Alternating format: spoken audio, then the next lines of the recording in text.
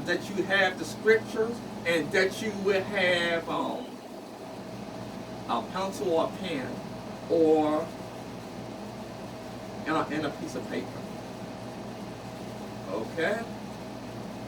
We will be reading from Mark 8. Mark chapter 8, 22 through 26.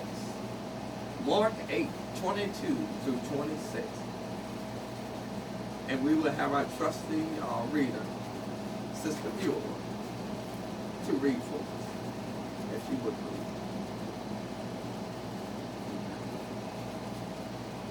And he cometh to Bethsaida, and they bring a blind man unto him, and besought him to touch him. And he took the blind man by the hand, and led him out of town. And when he had spit on his eyes, and put his hands upon him, he asked him if he saw aught. And he looked up, and said, I see men as trees, walking. After that he put his hands again upon his eyes, and made him look up. And he was restored, and saw every man clearly. And he sent him away to his house, saying, Neither go into the town, nor tell it to any in the town. Okay. Okay. The topic is, I once was blind, but now I see. And the subtopic is, I see the light. Now, and we're talking about a blind man. He come from Bethlehem, and he was blind. He was blind, but we're gonna start talking about two blindness and two seers.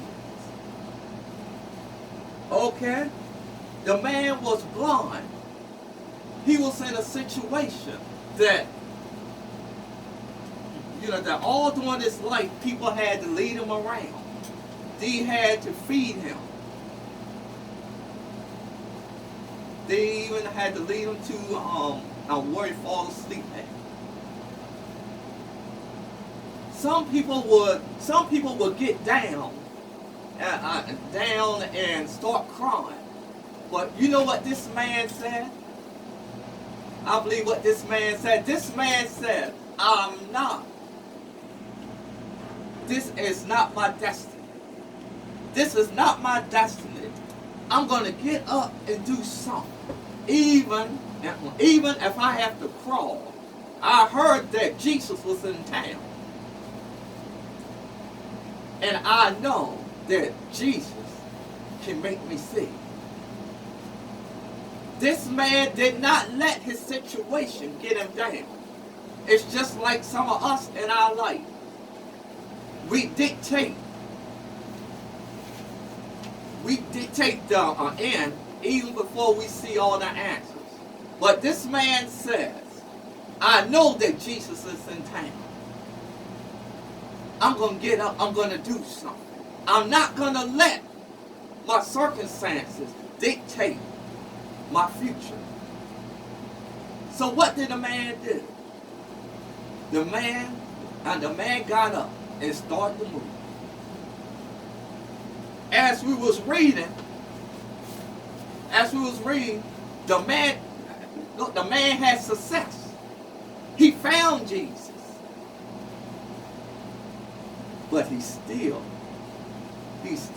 had a problem. As we was reading in the scriptures here,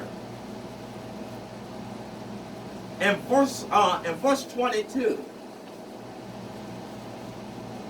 and he took the blind man by his hand and led him out of the town. And when he had spit on his eyes, and he put his hand upon him and asked him if he saw aught. But listen, when the man came to Jesus, he thought that was it.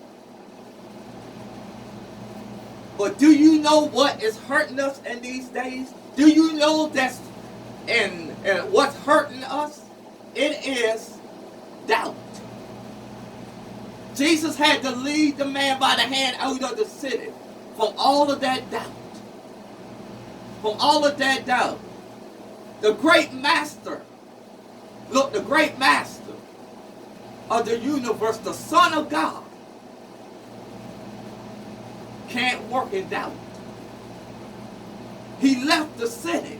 When he left the city, as we were reading, then the man was healed. Doubt. If we got any doubt, that blinds us right then and there. But that city, the man didn't let the city dictate his destiny. He got up and did something about it.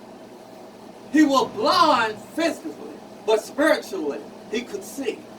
He knew that Jesus was the light.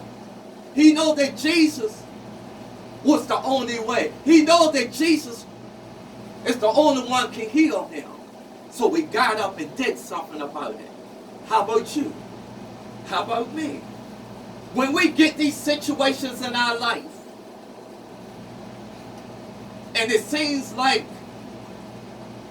you don't know, what eye are you using? There are two different kinds of blindness. There's the physical blindness, and there's the spiritual blindness. This man who we are talking about, he had the physical blindness, but he could see the spiritual blindness. What blindness do we have? Some of us could see clearly, but spiritually we're blind. Some things we could read in the Bible, read in the Bible and the Holy Scriptures, we see them, but we don't see them. You're spiritually blind. But this man did something. He seeked the truth. He knew that Jesus could turn everything around. How about us? And we got our sight, and we read the scriptures, and we don't get understanding. Or you're scared to open your mouth, or you just don't open the scriptures at all. You're spiritually blind. But you don't have to stay in that bad position. You could get up. If it's doubt in your house, go to the library. Go somewhere.